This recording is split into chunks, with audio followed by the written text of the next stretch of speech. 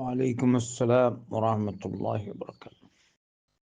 জি, আমি একজন ইসলাম সম্পর্কে জানাশোনা ব্যক্তি। কোরআন হাদিস নিয়মিত পড়ি ও আমল করার চেষ্টা করি। অনেকের প্রশ্ন উত্তর আমি এমন এক জঘন্য কাজ, যে কোনো গুনাহ বান্দা করে, যত বড়ই হোক, যদি সত্যিকারের তওবা করে আল্লাহ তাকে মাফ করবেন। আল্লাহ রাব্বুল আলামিন তো নিজেই উল্লেখ করেছেন, নিজেই বলেছেন, কুল ইয়া ইবাদিয়াল্লাযীনা আসরাফু আলা আনফুসিহিম লা তাকনাতু মির রাহমাতিল্লাহ ইন্নাল্লাহা ইয়াগফিরুয যুনুবা জামিআন ইন্নাহু হুয়াল গফুরুর রহিম। হে নবী, আপনি বলুন,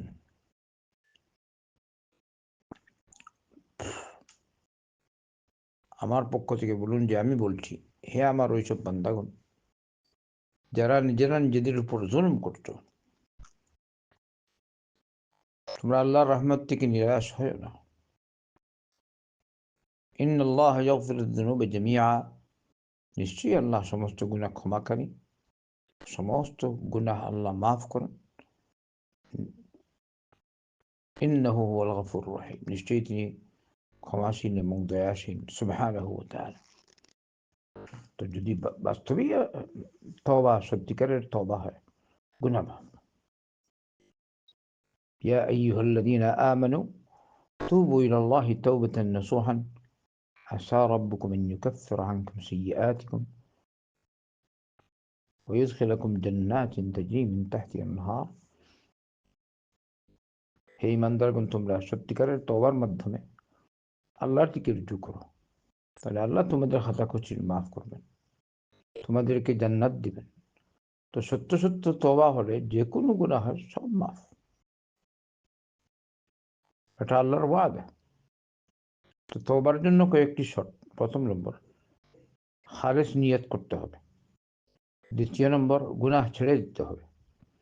তৃতীয় নম্বর, আল্লাহর কাছে অনুতপ্ত হতে হবে। চতুর্থ নম্বর, দৃঢ় সংকল্পবদ্ধ হতে হবে, আমি আর এ কাজ করব না। পঞ্চম নম্বর, তওবা কবুল হওয়ার নির্দিষ্ট সময়সীমার ভিতরে আপনাকে তওবা করতে হবে। আর প্রত্যেক মানুষের জন্য তার মৃত্যু আসার আগেই তওবা করতে হবে। মৃত্যু আসার পর আপনি বললেন ইয়া রব্বি তওবা, কারণ তওবা করলে এই তওবা আল্লাহর কাছে কবুল হয় না। রব্বুল আলামিন বলেছেন, ওয়ালাইসাতিত তাওবাতু লিল্লাযীনা ইয়ামালুনা আস-সাইয়্যাত হাত্তা ইযা হাদারা আহাদাহুমুল মাউত ক্বালা ইন্নী তুবতুল আন। ওইসব লোকের তওবা নেই যারা গুনাহ খাতা করতে থাকে, যখন মওত উপস্থিত হয় তখন বলে, ইয়া রব, আমি এখন তওবা করলাম। তওবা মৃত্যু আসার আগে আগেই তওবা করতে হবে। তাই আপনি কি জানেন আপনার মৃত্যু আজকে হবে না, আপনার মৃত্যু কালকে হবে না? তো যা হবার হয়ে গেছে, যদি সত্য সত্য তওবা হয়, এইসব সত্য পাওয়া হবে না, আপনার গুনাহ আল্লাহ মাফ করবেন। আর এটার যদি এছাড়া আপনি যদি এটা গোপন রাখেন, আল্লাহও গোপন রাখবে। আপনি সত্য তওবার মাধ্যমে আল্লাহর দিকে রুজু করুন। আর যে কারণে, যে ভাবে চলাফেরা করলে আপনি বুঝেন গুনাহে লিপ্ত, এসব থেকে দূরে থাকতে হবে। আপনাকে দূরে থাকতে হবে। নবী করিম সাল্লাল্লাহু আলাইহি ওয়াসাল্লাম তো এই জন্যই বারবার বলছেন, আমাদেরকে বলেছেন, ইয়াকুম ওয়াদ-দুখুল আলান নিসা, তোমরা নারীদের কাছে যাওয়া থেকে দূরে থাকো। তখন নবী করিম সাল্লাল্লাহু আলাইহি ওয়াসাল্লামকে বলা হলো, ইয়া রাসূলুল্লাহ, আফারাআইতাল হামু, আপনি হামু সম্পর্কে কি বলেন? মানে নারীর স্বামীর আত্মীয়স্বজন, দেবর, ভাসুর ইত্যাদি। তো নবী করিম সাল্লাল্লাহু আলাইহি ওয়াসাল্লাম বললেন, আল হামু আল মাউত, এই দেবর ভাসুর এটা হচ্ছে মৌত। এখানে যেটা পাওয়া গেল, এটি হলো বাস্তব আল্লাহ রাসূল সাল্লাল্লাহু আলাইহি ওয়াসাল্লামের ফরমান।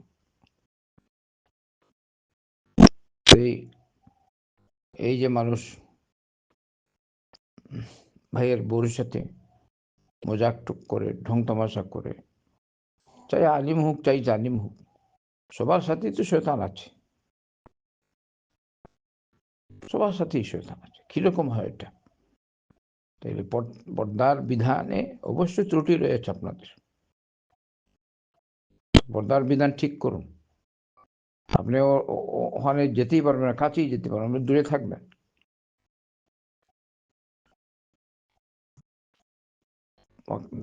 দূরে থাকবেন। হাসি ঠাট্টা নাই, মজাক নেই, সালামও করবেন না ওকে। কারণ যার সাথে গলত কিছু হয়েছে, কথা হলেই অসুবিধা।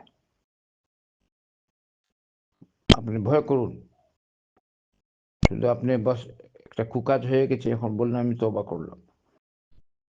আপনি বললেন আপনি তওবা করলেন, খারাপ লাগছে, কিন্তু এই সঙ্গ যদি না ছাড়েন, এখান থেকে যদি দূরে না থাকেন, তাহলে আপনার আবার ওখানে লিপ্ত হওয়ার সম্ভাবনা।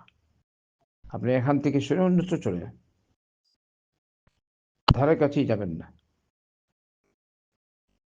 ইত্তাকিল্লাহ।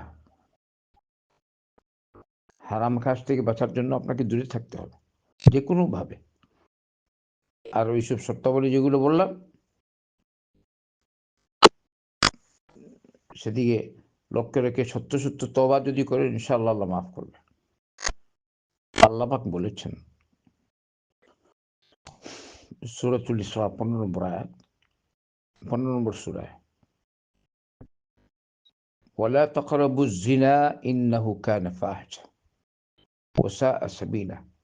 তোমরা জিনার ধারে কাছেও যেও না। মানে জিনা তো করবেই না, জিনার ধারে কাছে যাবে না। কারণ ধারে কাছে গেলে ওখানে আপনি শয়তানি কাজে পড়ে যেতে পারেন। এমন কথাবার্তা, এমন কিছু আচরণ, যার ফলে আপনি শয়তানি কাজে পড়ে যেতে পারেন, এইটাও আপনার জন্য জায়েজ না। যা হবার হয়ে গেছে, সত্য সত্য তওবা করে আল্লাহর দিকে রুজু করুন। হ্যাঁ, যে শর্তাবলী যেগুলো বললাম, সে অনুযায়ী চললে আল্লাহ আপনাকে মাফ করবেন।